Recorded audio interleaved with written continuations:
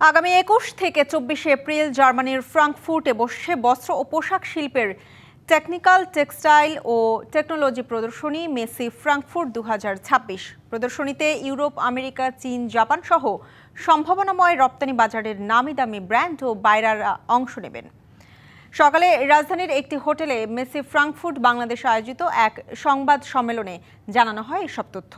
এ সময় আয়োজক প্রতিষ্ঠানটি জানায় ২০২৬-এর প্রদর্শনীতে বাংলাদেশকে বাড়তি গুরুত্ব দেওয়া হচ্ছে। এর আগে গেল বছর রপ্তানি উন্নয়ন ব্যুরো বিজিএমই এর যৌথ উদ্যোগে বস্ত্র ও পোশাক শিল্পের বাংলাদেশি ৫টি শীর্ষ প্রতিষ্ঠানের সাফল্য প্রদর্শিত হয়।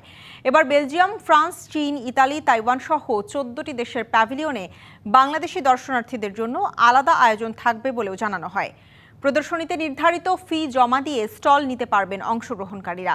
এছাড়া প্রবেশ ফির বিনিময়ে মেলা পরিদর্শন করা যাবে।